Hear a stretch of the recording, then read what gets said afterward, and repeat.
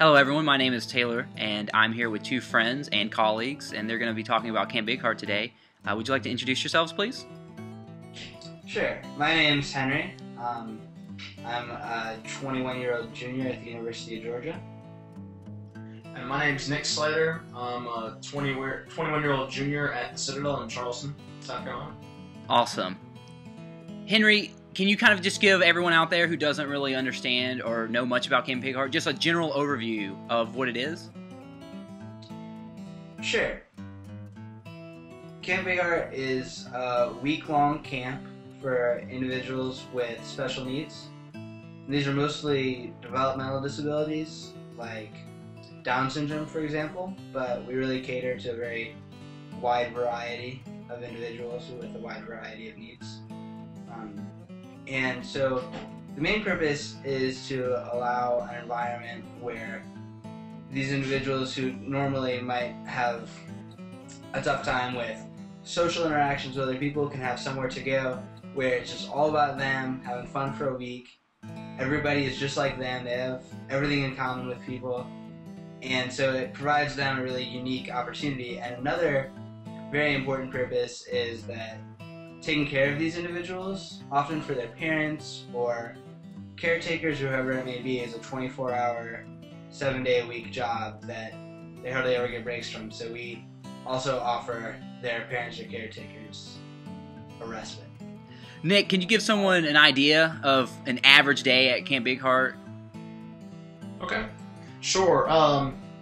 We begin the day, we get everyone up. I guess say around like 7. So about 7. Around 7. Give everyone just hygiene, prepared for the day. We can go and get medication before breakfast. After breakfast, we go into our activities, our morning activities. Everyone's got a different schedule, but you do 3 activities in the morning, and then have meds and lunch, and then another afternoon rotation of just activities. And either your morning or your afternoon activities every day will just be a long block at the swimming pool. Which is nice. It is, yeah. And then the same thing after those afternoon activities, it's meds and dinner. And then after dinner, there's some sort of entertainment or special event like the talent show and the dance. And then again, we'll do meds right before dinner. And then campers will go back to the cabin and we'll start winding down and I guess preparing to go to bed. Awesome. Henry, what is your least favorite part about camp? Well, my gut reaction is just that it's so short. I mean, with some of the campers,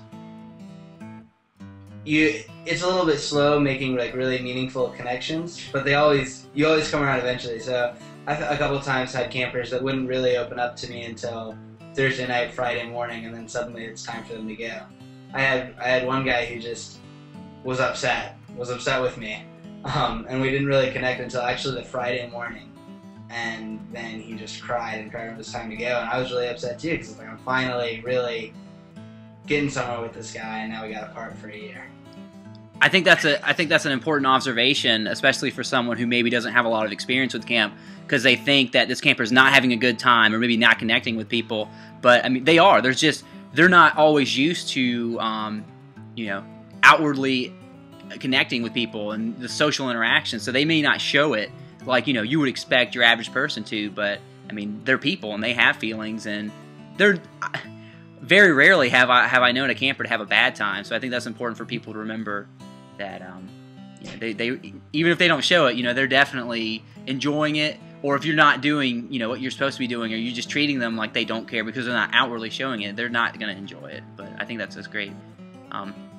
I think it's definitely the case, especially the camper's first year. If they're in, sometimes they don't have necessarily that social interaction or that social ability as much, and they're in an unfamiliar environment. A lot of times, they don't know too many people. That they might have 1 or 2 friends there. They might know someone on the staff, but they don't know too many people. So by the end of that first week, they've opened up a lot more. Especially in years, the campers who've been there multiple years. When they get there, they already know people, and they're a lot more sociable. So especially in their first few years, it's really by the end of that week, they're a lot more sociable, and I think outwardly displaying they're having a better time. And I think that brings up another important point, is that we're all about having fun, and everybody does have a great time, but we're also here to see some growth, and there are a lot of learning opportunities. And some of our campers will come a long way through the week in their ability and willingness to open up to people, to try new things, and to just smile and laugh with everybody. So it can be really, really rewarding to see a camper sort of open up as the week goes. Absolutely. Awesome. All right, Taylor, gentlemen. Thank you so much for your time. Greatly appreciated. I think we're going to get a lot of good information out of this, and I hope everyone who watches this has a better understanding of Camp Big Heart, what's it about, and the staff experience. A little bit of inside information. All right, guys. Enjoy your spring break.